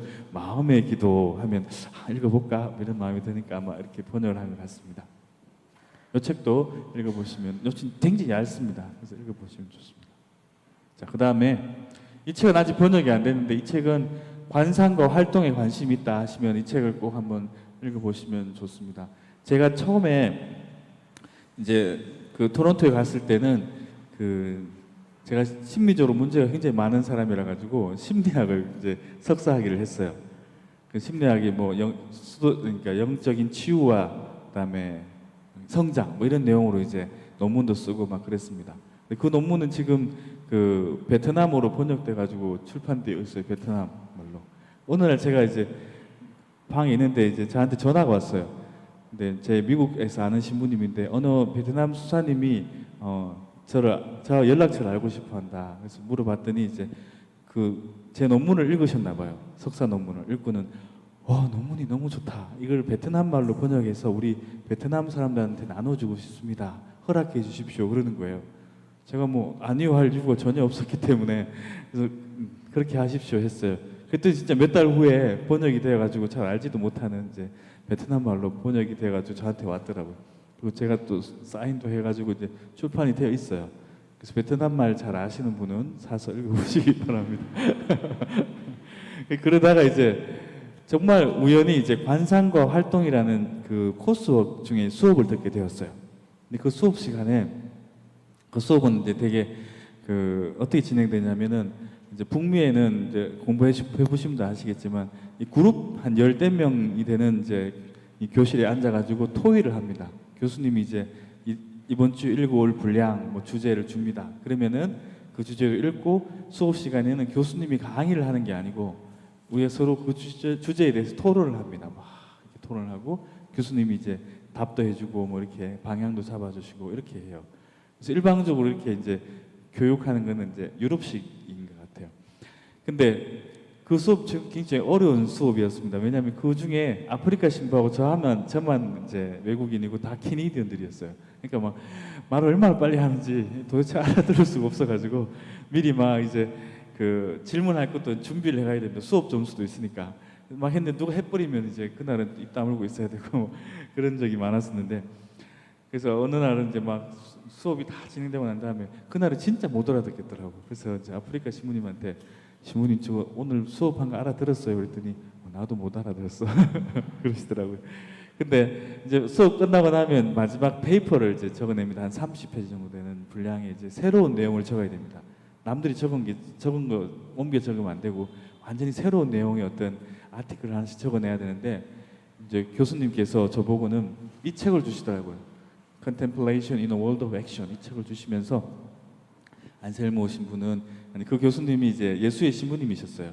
그래서 안셀모 신부는 이제 그 분도회고 수도승이니까 토마스 머튼의 관상과 활동에 대해서 한번 써보시오 이러더라고요. 그래서 제가 토마스 머튼 신문에 대해서 제가 아는 게 별로 없었기 때문에 노하고 싶었는데 이 분위기상 이 노할 분위기가 아니더라고요. 그래서 눈치를 딱 살펴보니까 그래서 할 수 없이 그냥 이제 네 하고 왔어요. 그리고는 그날부터 이제 토마스 머튼 책 열심히 읽기 시작했습니다. 그래서 열심히 읽고 이제 페이퍼를 냈어요. 냈는데 보통 이 토론토 대학은 점수를 짜게 주기로 유명합니다. 그래서 79점 맞으면 낙제, 80점 맞으면 통과, 85점 맞으면은 정말 잘한 거예요. 그 수업에 최고로 잘한 겁니다. 85점이 최고의 점수인데 제가 이 페이퍼를 냈더니 교수님께서 저에게 93점을 주셨어요. 그래서 깜짝 놀랐어요. 아니 이런 점수를 제 영어를 봐주시던 캐니디언 그 할머니 수녀님, 앤 수녀님이 막 그 페이퍼를 들고 막 자랑으로 다닌 거예요. 자기도 놀랍다는 진짜 자랑하고 막 다니셨는데 그래서 그때 이제 머튼 신부님에 대한 어떤 뭔가 매력을 느꼈어요. 그리고 또 자신감이 좀 생겼어요. 그리고 이제 또 머튼이 살았던 켄터키도 가보고 겟세마네 수도원의 피정도 하고 하면서 점점 이제 가까워지고 그리고 난 다음에 나중에 이제 그 리딩 코스라는 게 있어요. 그건 뭐냐면은 교수님과 내가 1대1로 수업하는 거예요.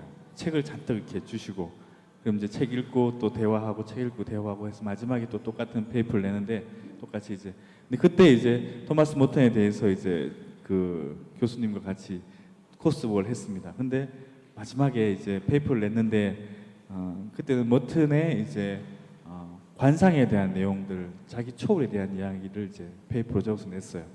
그 앞에는 이제 토마스 머튼이 어떻게 변화되었는가 그 과정을 이제 제가 설명을 했었고요.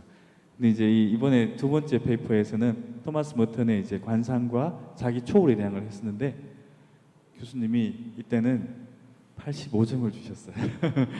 그리고 난 다음에 그 코멘트로 이제 이 페이퍼 참 좋다.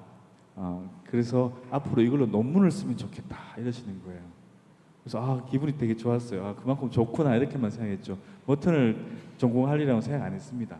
그때는 그냥 아직도 심리학에 관심이 많아가지고 심리학을 쓰려고 했었는데 그러던 어느 날 이제 몇 달 지나고 난 다음에 그 두 번째 리딩 코스 했던 교수님 그 교수님을 만났어요. 운이 학교 로비에서. 그래서 뭐 잘 지내냐 인사를 막 하고 반갑다고 막 그러고 있었는데 그 교수님께서 저한테 너 논문 지도 교수 정했냐고 그러시더라고요. 그래서 아직 논문 아직 주제도 안 정했다고.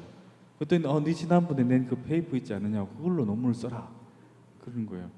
그래서 그걸 어떻게 쓰지? 뭐 이렇게 막 좀 망설이고 있는데 논문 지도 교수는 있냐 그러더라고요. 아직 안 정했다고 그랬더니 그럼 내가 해주겠다고 그러시는 거예요.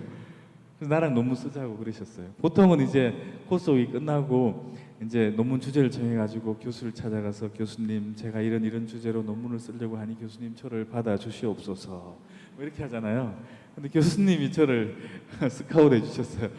그래서 제가 이 기쁜 소식을 제 이제 그 영적 지도해 주시던 예수의 신부님께 할아버지 신부님께 말씀드렸더니 You are so lucky 하시면서 너는 그 교수랑 하면은 이제 학위 받는 건 문제 없을 거다.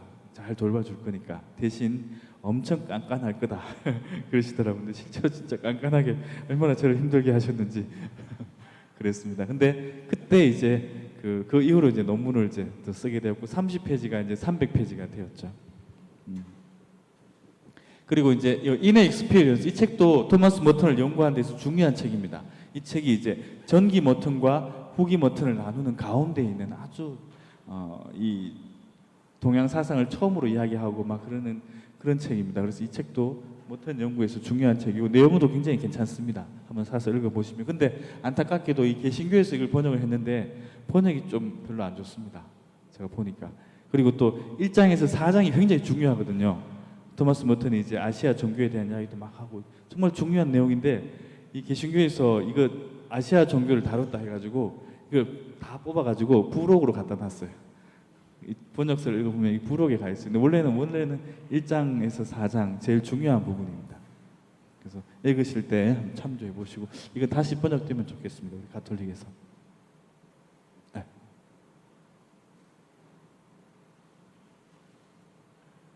한 칸만 올라가면 되는데 안 올라가지네요.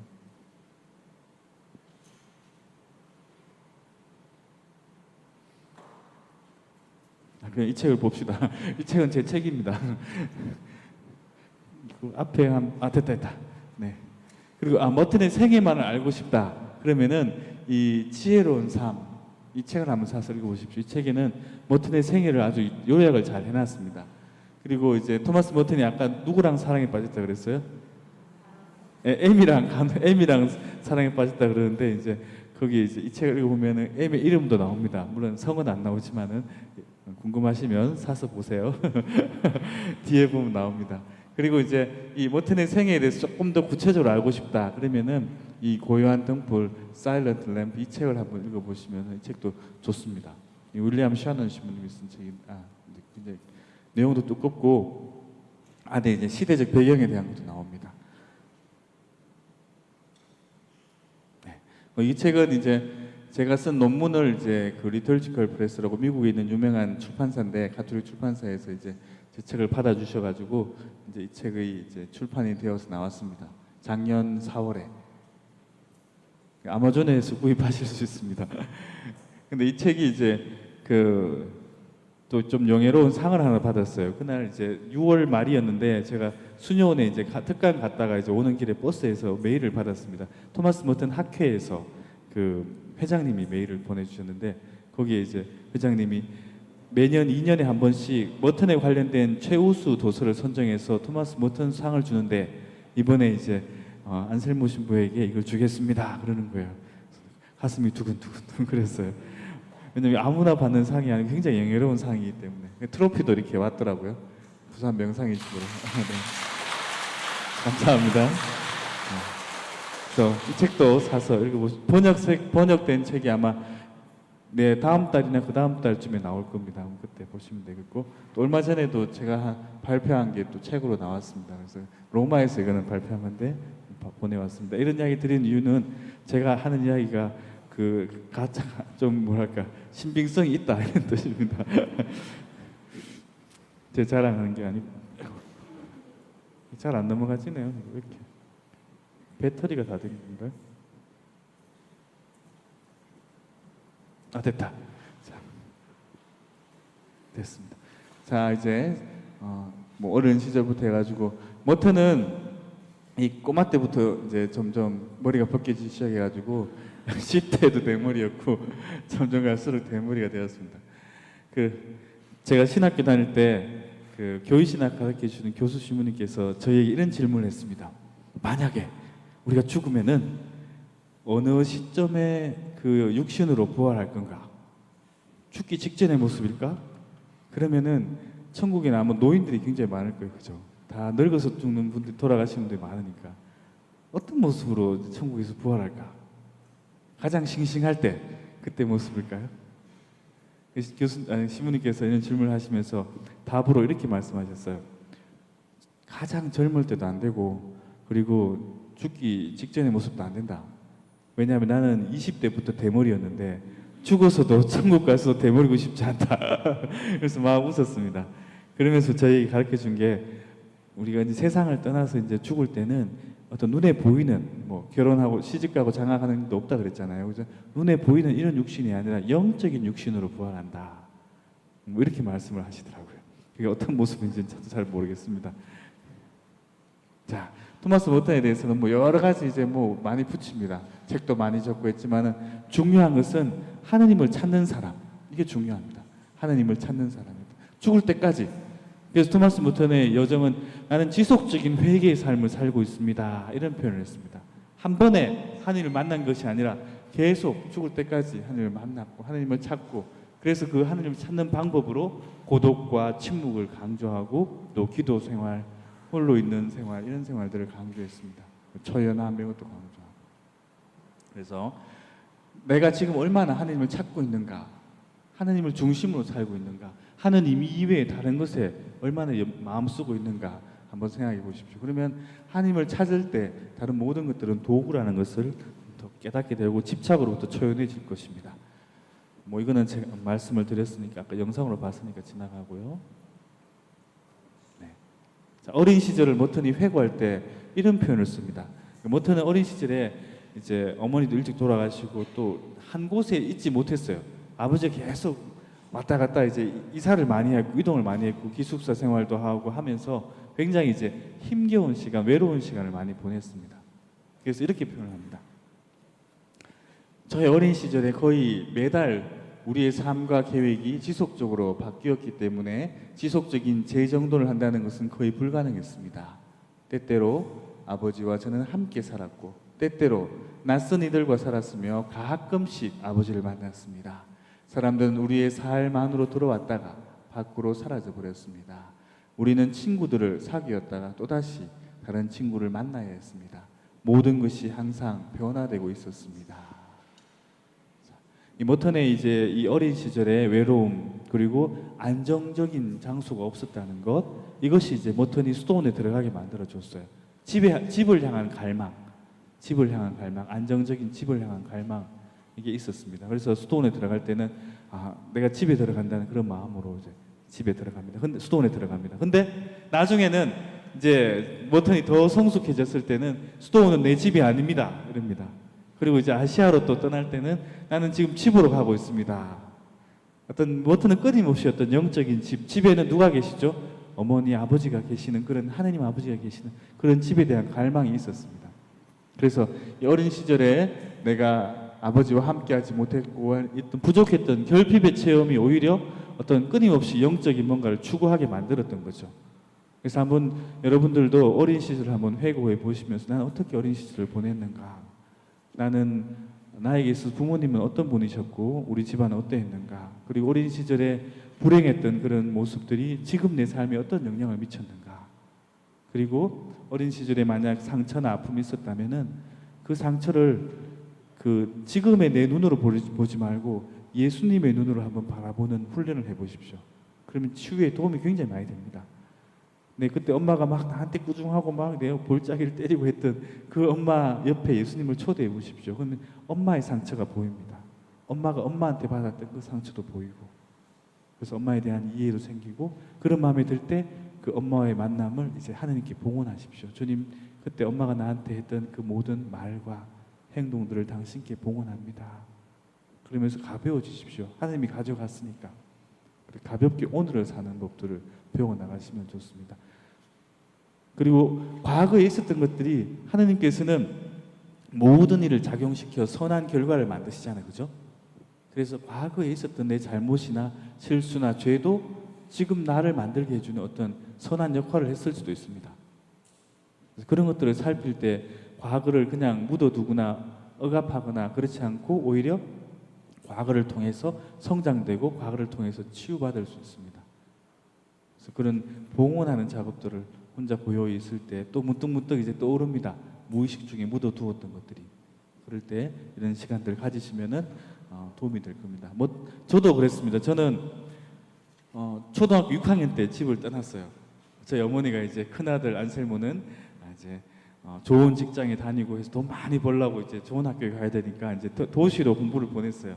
그래서 이모 집에도 좀 살고 중학교 때는 자취도 하고 막 중학교 왜 골로 있잖아요, 그죠? 골로 석유 부어가지고 그 골로에다가 이제 라면도 끓여 먹고 연탄 갈고 막 혼자서 그렇게 지냈던 기억이 납니다. 그리고 이제 고등학교 때는 이제 큰 집에서 살았습니다. 근데 저희 큰아버지 큰어머니는 제가 가는 걸 별로 안 좋아하셨어요. 이제 자식들 다 출가시키고 또 다 나갔는데 이제 둘만의 오붓한 시간을 보내려고 하는데 저희 할아버지가 억지로 저를 거기 보낸 거예요. 그러니까 큰아버지 큰어머니 제가 오는 걸 별로 안 좋아한다는 걸 이렇게 자꾸 들었어요. 그래서 거기 있는 동안에 굉장히 힘들었습니다. 저희 아버지한테 그래서 아버지 저 그냥 옛날처럼 자취하면 안 될까요? 그랬더니 내가 잘 안다. 큰어머니 성격이 어떤지. 근데 네가 거기서 잘 살아서 이겨내면은 다른 어떤 곳에 가서도 잘 살 거다. 그래서 그냥 참고 견뎌라 이러시는 거예요. 살 수 없이 이제. 그런데 그 큰 집에서 사는 동안에 제가 성소를 느꼈어요. 뭔가 늘 이제 불안하고 그러니까 안정된 집, 눈치 안 보고 살았던 친척 집 살면 눈치를 보게 됩니다. 아마 살아보신 분들 다 아시잖아요, 그죠? 눈치 안 보면 살 수 있는 곳이 필요하다. 근데 수도원에 갔는데 너무 좋은 거예요. 마음이 아주 편했습니다. 집에 온 것 같았어요. 그 외관 수도원에 가보신 분 계시죠? 예, 가면 왜 파란 잔디밭이 이렇게 착 펼쳐져 있잖아요. 너무 마음이 편안하고 좋았어요.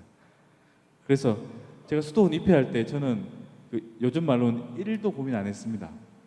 그냥 당연히 들어가는 거고 신학교도 당연히 가는 거고 그렇게 생각했습니다. 근데 군대 갔다 와서 제가 19살에 이제 수도원에 들어갔는데 군대 갔다 와서 어느 날 내가 왜 여기 있지? 그런 생각이 들어서 그때부터 고민을 시작했었죠. 근데 그전에는 별로 고민을 안 했습니다.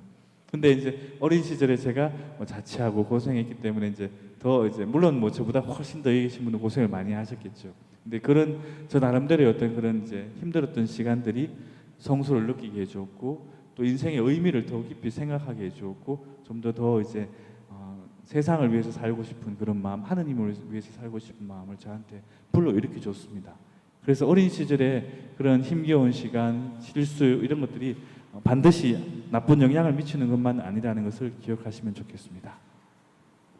자, 그래서 이제 머튼이 그 수도원에서 이제 들어가서 회개하고 또 수도원에 들어가게 된 그런 배경 중에를 저는 3가지 요소를 이제 강조하고 있습니다. 먼저 아까 방금 말씀드린 것처럼 이제 심리적인 요인과 가정적인 배경, 그다음에 2번째 만난 사람들과 읽었던 책들의 영향 분명히 있습니다. 우리도 살다 보면은 좋은 사람 만나가지고 좋은 사람 만나서 이렇게 뭔가 변화되고 또 치유되고 하잖아요, 그죠?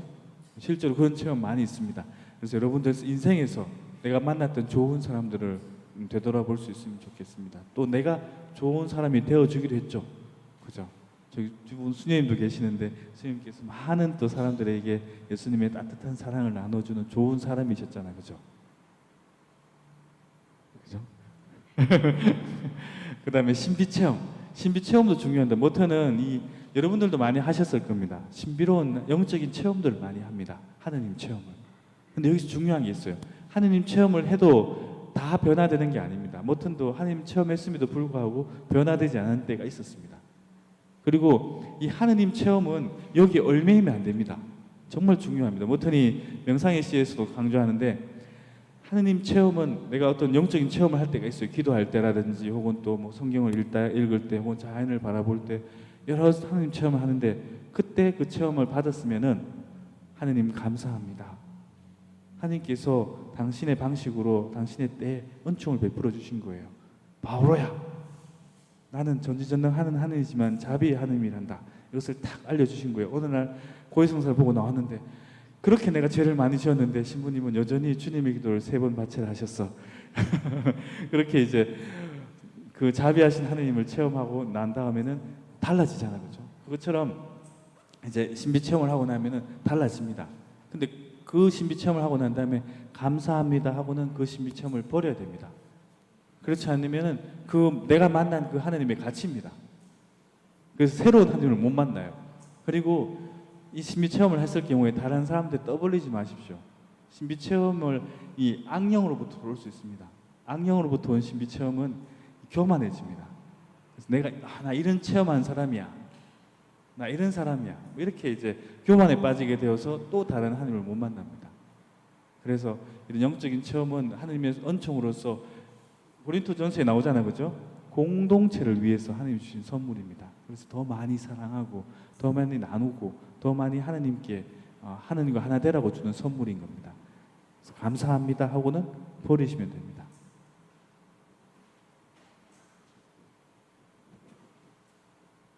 네. 그래서 이제 이분이 이제 토마스 머튼의 어머니입니다. 이제 이 어머니도 6살 때 돌아가셨는데 어머니가 이제 암으로 돌아가시고 난 다음에 머튼이 이제 어린 시절에 이제 힘겨웠던 시간을 이렇게 고백합니다. 슬픔과 좌절의 엄청난 무게가 저를 짓눌렀습니다. 이것은 어린아이의 슬픔이 아니라 성인의 무거운 당혹감과 침울한 비탄이었으며 어떤 면에서 자연스럽지 않았기 때문에 더 견디기 힘든 무거운 짐이었습니다. 그래서 이제 이런 어린 시절에 이제 어머니 죽음 또 곧 이어서 이제 또 아버지의 죽음도 나옵니다. 네, 아버지의 죽음. 그래서 아버지의 죽음 앞에 머튼은 이렇게 고백합니다. 저는 집 없이 가족도 없이 16살 때 아버지가 뇌정령으로 세상을 떠났습니다. 확실한 친구들도 없이 어떤 내면의 평화나 확신 혹은 빛이나 저 자신에 대한 이해조차 없이 그리고 하느님도 없이 천국도 없이 은총이나 다른 어떤 것도 없는 사방이 저의 외로움을 애워싸고 있는 이루 세일 수 없는 이런 요소들과 함께 어둡고 불행한 방에 앉아 있었습니다. 그래서 머튼의 이런 아버지의 죽음, 어머니의 죽음은 머튼이 이제 그 심리적으로, 감정적으로 그리고 종교적인 어떤 공허감을 느끼게 해주었고 또 이것을 감추기 위해서 공허하니까 이것을 감추기 위해서 더 외적으로 이제 막 이제 외향적인 사람 또 그 지적인 어떤 그런 뭐 가식이랄까 가면을 쓰고 살게 만들어줬습니다. 그래서 이제 머튼 책을 읽어보면은 내가 남들과 논쟁에서 이기기 위해서 이 책을 지금 보고 있다. 뭐 이런 글들 표현들을 많이 보게 됩니다. 가면적인 가식적인 거. 이 상처가 많은 사람일수록 두 얼굴을 갖고 삽니다. 상처가 많은 사람일수록 억압이 많은 사람일수록 이 가식적인 모습을 많이 보이게 됩니다. 남들한테 보여지는 나하고 홀로 있을 때 내가 다릅니다. 그래서 이제 홀로 있을 때는 너무 외롭고 홀로 있을 때 너무 힘듭니다. 사람들 앞에 가서는 이제 막 자기 자랑을 하고 막 자기를 늘어놓습니다. 또 많이 그렇게 해야지 내가 이제 뭔가 채워지는 것 같으니까. 그래서 그 이런 경향을 띠는 게 머튼도 마찬가지였습니다. 그래서 이제 젊은 시절에는 이제 그런 가식적인 모습들을 많이 보여줍니다. 그래서 이제 머튼이 이제 이런 어린 시절의 모습에 어머니의 죽음은 이제 그 여성적인 요소, 아니마의 어떤 특별한 기능을 상실하게 했다. 혹은 또 아버지의 죽음은 무의식 안에서 고독을 찾고 세상을 거부하는 그런 그림자의 원형, 또 섀도우 아르키타입을 형성하게 했을 수도 있다. 이런 이제 분석을 하는 분도 계십니다. 그래서 머튼은 이걸 아니마적인 요소, 어머니와 같은 그런 요소를 채우는 데 있어서 성모님이 큰 역할을 했습니다. 성모님이 많은 머튼에게 있어서 그래서 머튼의 성모님 영성도 아주 굉장히 중요합니다. 나중에 살펴보겠습니다.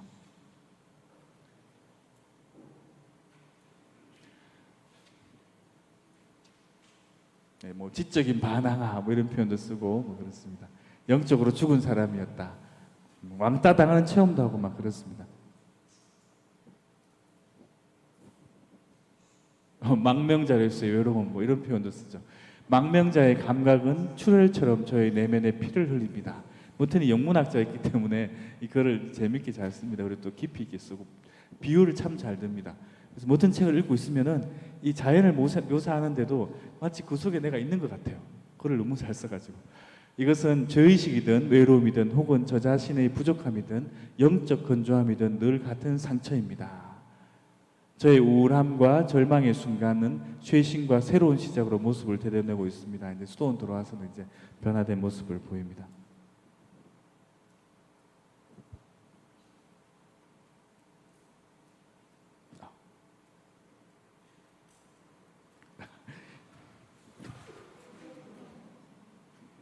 자, 저 괜찮으세요? 졸립지 않으세요? 벌써 9시 반이 다 됐습니다. 시간이 이렇게 빨리 갈 줄은 몰랐습니다. 10분만 더 할게요. 네. 그래서 세례는 받게 해야죠. 오늘. 자, 머튼이 이제 다양한 책들을 많이 읽었습니다. 그래서 이 머튼은 이 책을 정말 많이 읽었고 그것을 요약해서 잘 이해했고 잘 표현을 잘했습니다. 그 가운데 이제 뭐 에티에느 질송의 뭐 중생철학의 정신 뭐 여러 책들을 읽었는데 이제 제가 말씀드리고 싶은 것은 여러분들도 공부해야 됩니다. 이제 여기 와서 공부하시는 건 너무 좋습니다. 뭐 니체도 공부하시고 뭐 그러셨다고 그러더라고요. 철학도 공부하시고 이제 우리가 이렇게 생각하시면 좋습니다. 인간이 머리, 가슴, 팔다리 이루어져 있잖아요, 그죠? 그래서 우리 신앙은 전인적인 성장을 이루어야 됩니다. 그래서 머리는 이성, 가슴은 감성, 느낄 줄 알아야 됩니다. 만약에 머리만 발달된 사람이라면은 아마 천국에는 신학자들만 있을 겁니다, 그죠? 그리고 신학자들은 천국에서 여기가 천국인지 아닌지 토론하고 있을 거예요. 그리고 팔다리도 있어야 됩니다. 의식, 그죠? 실천을 해야 됩니다. 머리로 알고 느끼기만 하고 실천하고 하지 않으면 또 그것도 부족한 겁니다. 그래서 이 감성적인 거 느끼는 것도 중요합니다. 그래서 하나님을 정말 사랑합니다. 주님을 느끼고 체험하고 하는 거 이런 것도 굉장히 중요합니다. 그리고 사실은 이 마음으로부터 하나님을 만나지 않으면은 아무리 머리로 만나려 해도 안 만나집니다. 그래서 김수환 주기영님도 이 머리에서 가슴으로 오는데 70년이 걸렸다 그랬잖아요, 그죠? 그래서 전인적인 이런 신앙을 갖게 되었으면 좋겠는데 머튼도 처음에는 이제 공부를 하면서 이제 가톨릭을 좀 조금씩 느끼기 시작했습니다. 그리고 이제 이 아돌프 헉슬리의 책은 이제 금욕주의에 대한 것을 배우게 만들었고, 또 특히 이제 이 윌리엄 브레이크의 영향을 많이 받습니다. 윌리엄 브레이크는 여러분들 뭐 잘 아시겠지만 특히 이 시로 유명합니다. 순수의 전조라는 시. 하늘의 모래 속에서 세상을 보며 한 송이의 들꽃에서 천국을 보라. 그의 손바닥 안에 무한을 쥐고 순간 속에 영혼을 보라. 이 대목이 정말 아름답죠. 그죠? 하늘의 모래 아래에서 세상을 바라보고 한순간 속에서 영혼을 보라. 정말 이 신비가다운 그런 표현입니다. 이 윌리엄 브레이크는 신비가였고 예언자였고 또 이제 시인이었죠. 그래서 머턴도 그렇게 변화됩니다. 머턴은 이 윌리엄 브레이크를 가지고 이제 논문을 쓰기 시작했고, 석사학위를 이제 이 윌리엄 브레이크를 통해서 받고, 박사학위를 받으려고 이제 준비하고 있는 과정에서 수도원에 들어가게 됩니다. 그래서 나중에 이 구절 한번 묵상해 보시면 도움이 되실 겁니다. 하느님은 이 구절 묵상할 때 하느님은 시간이 없으신 분이라는 것을 기억하면은 또 도움이 될 거죠. 하느님은 어제 오늘 내일이 없죠. 항상 오늘만 있습니다. 현재. 그래서 순간 속에서 영혼을 본다 이런 거죠. 그리고 이제 여러 책들 가운데 이제 이 또 힌두 수도승을 만나서 이제 뭐 준주 성범과 고백록을 이제 읽게 되었고 뭐 이런 내용도 나옵니다. 나중에 읽어보시면 되고, 좋은 사람들, 특히 이제 이 교수님들, 이 머턴이 이제 그 영국의 캠브리지 대학에 있을 때, 생클레어에 있을 때는 굉장히 방탕한 생활을 했습니다. 근데 이제 법적 대부가 톰 베넷이라는 분이 이제 이래서 안 되겠다 해가지고는 그 학교 그만두고 미국 외할아버지한테 가라. 그래서 미국에 있는 외할아버지한테 왔어요. 그래서 이제 미국에 와가지고 이제 이 콜롬비아 대학에 다니면서 좋은 친구들, 좋은 교수님들 많이 만나면서 변화가 됩니다. 그래서 제가 이제 평화신문에 기재할 때 토마스 머튼이 미국으로 간 것은 신의 한 수였다. 뭐 이렇게 이제 표현을 했습니다. 제가 토론토로 간 것도 신의 한 수였습니다. 제가 청담동에 6월 25일 온 것이 여러분들에게 신의 한 수였기를 바랍니다. 또 좋은 친구들 많이 만나고, 특히 렉스 같은 경우에는 이제 계속 이제 머튼 곁에서 수도원 들어왔을 때도 도와줍니다. 내 삶에서 좋은 사람들, 좋은 친구들도 한번 되돌아볼 수 있는 시간이 가졌으면 좋겠습니다. 그리고 또 내가 좋은 친구가 되지 못했던 시간도 있었겠죠. 자, 그다음에 이제 신비로운 체험들. 토마스 머튼이 로마로 갔을 때 이제 신비로운 체험을 처음에 합니다. 1933년에 이제 그 아버지 돌아가시고 난 다음에 외할아버지가 성지순례 하라고 이쪽으로 보냈어요. 근데 로마에서 이제 거기 로마에 많이 가보셨죠? 가면은 오래된 성당이 참 많습니다. 그 가운데 성 고스마와 다미안 성당에 가면은 비잔틴 모자익이 이렇게 아주 아름답게 펼쳐져 있습니다. 그래 꾸며져 있는데, 이 비잔틴 모자익을 보고 토마스 머튼이 아니 저 모자익 속에 있는 저 사람은 누구인가? 그리고 굉장히 그 작품에 압도되어 가지고 굉장히 내가 찾고 있던 것을 찾았다, 그런 마음이 들었습니다. 그래서 예수 그리스도가 누구인지 궁금해하고, 이때는 아직 세례를 안 받았으니까요, 가톨릭으로. 그리고 신약 성서를 사서 읽기 시작하고 처음으로 나는 기도하기 시작했다, 이런 표현을 합니다. 그래서 제가 이제 그 2018년에 16년인가 로마에 갔습니다. 가가지고 이 성당에 가가지고 앉아서 이제 기다렸습니다. 머튼이 여기서 체험을 했으니까 나도 체험을 해보자 해서 10분, 20분이 지나고 30분이 지나고 40분이 지났는데 예수님이 안 나타나셨습니다. 아무 느낌이 없었습니다. 관광객들만 왔다 갔다 하고. 근데 돌아오면서 맞아, 머튼은 이때 예수님을 몰랐지만 나는 이미 알고 있는데 하고는 이제 왔던 기억이 납니다. 저는 갑자기 경외감을 사로잡혔고, 그로 인해 제가 인식하고 이해하는 어떤 것을 찾았다는 것에 놀랐습니다. 이것이 바로 제가 그동안 찾아왔던 것이었습니다. 머튼이 이제 관심을 가졌지만은 이 체험으로 인해서 변화되지 못합니다. 그때 체험에 따랐다라면 하고는 이제 막 그 후회하는 대목도 나옵니다. 또 이때 아버지에 대한 환시도 체험합니다. 돌아가신 아버지가 마치 내 손으로 이렇게 앞에서 손으로 잡힐 듯이 아버지가 가까이 있었다, 이런 표현을 합니다. 근데 이제 이런 체험을 했음에도 불구하고 머튼은 이 체험을 따르지 못했고 여전히 더 방탕한 생활로 들어갑니다. 그래서 이렇게 표현합니다. 제가 만약 그 경험들을 따랐다면 저의 삶은 매우 달라졌을 것이며 그 시절을 비참하게 보내지도 않았을 것입니다. 병적인 쾌락주의에 빠졌고 또 사생아의 아버지가 되었고, 그래서 캠브리지를 떠나게 되었다. 뭐 이런 표현도 합니다. 근데 이제 어느 날 미사에 오라 하는 그런 내적인 소리가 들립니다.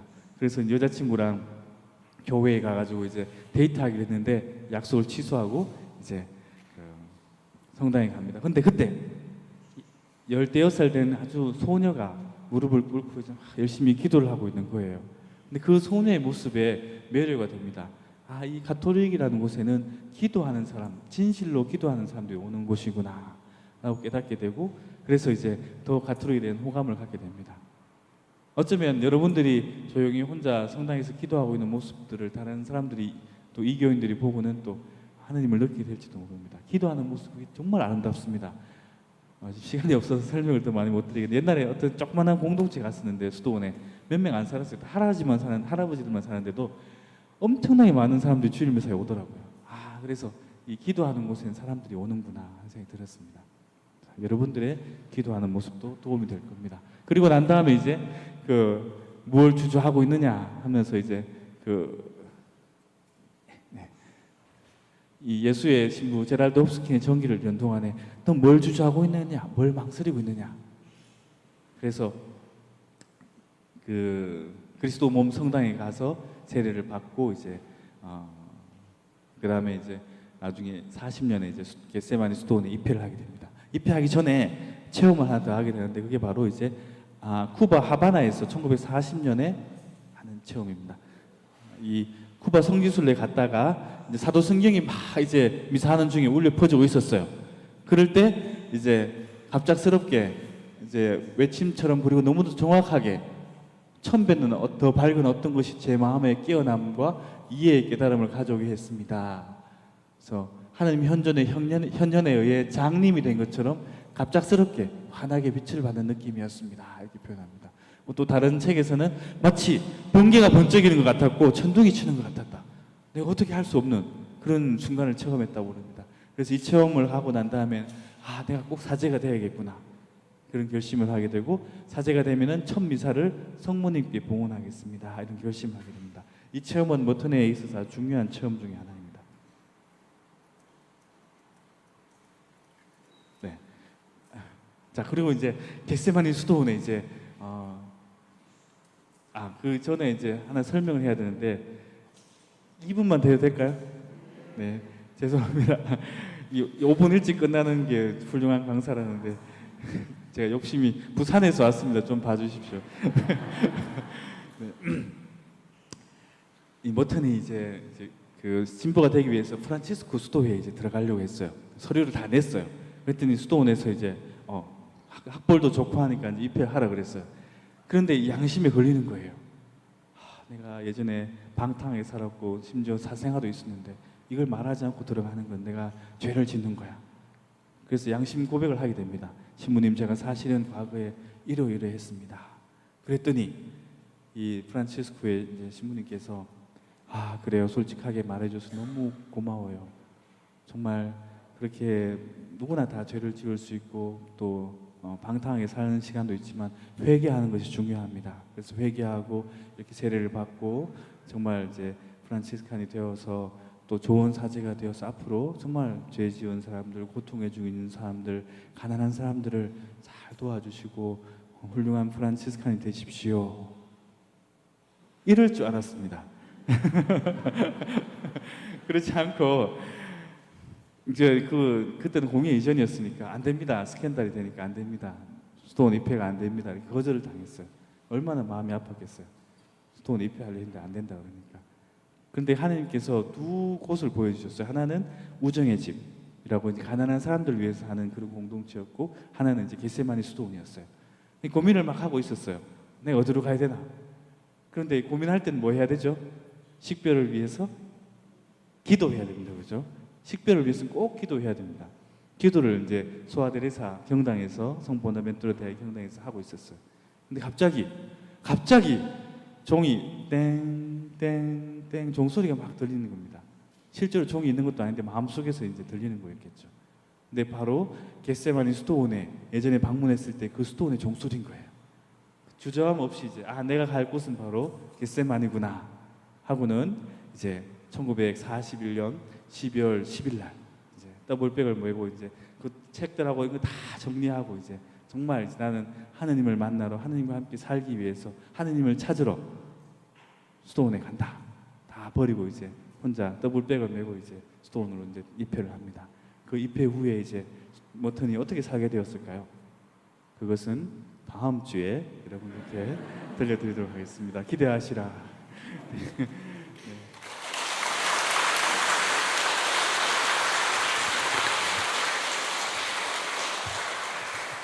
끝나셨나요? 네, 기도하려고 했는데 네, 영광송 하겠습니다. 말씀하시고 기도하겠습니다. 예, 신부님께서 오늘 토마스 머튼의 생애에 대해서 90분 동안 말씀해 주셨는데요. 좀 더 많은 것을 보시고 싶은 분들은 유튜브 들어가시면은 가톨릭 평화방송에서 토마스 머튼에 대한 프로그램을 총 52회를 녹화를 하셨대요. 그 중에 생애에 대한 내용이 총 7번이 있습니다. 한번 쭉 읽어보시면은 신부님께서 말씀하신 내용에 좀 더 풍요로운 내용이 붙어서 또 이해하시는 데 도움이 될 것 같습니다. 자, 오늘은 이렇게 끝났고요. 다음은 신부님께서 말씀하셨지만 우리 토마스 머튼 신부님의 핵심인 영성생활의 핵심인 관상에 대해서 또 말씀을 주실 거죠. 네. 자, 우리 그 신부님 멀리서 오셨는데요. 오늘 장충동에서 좀 쉬시고 다음 주에 저희한테 또 좋은 말씀 주시고 오실 겁니다. 다시 한번 큰 박수로 환송해 주시기 바랍니다.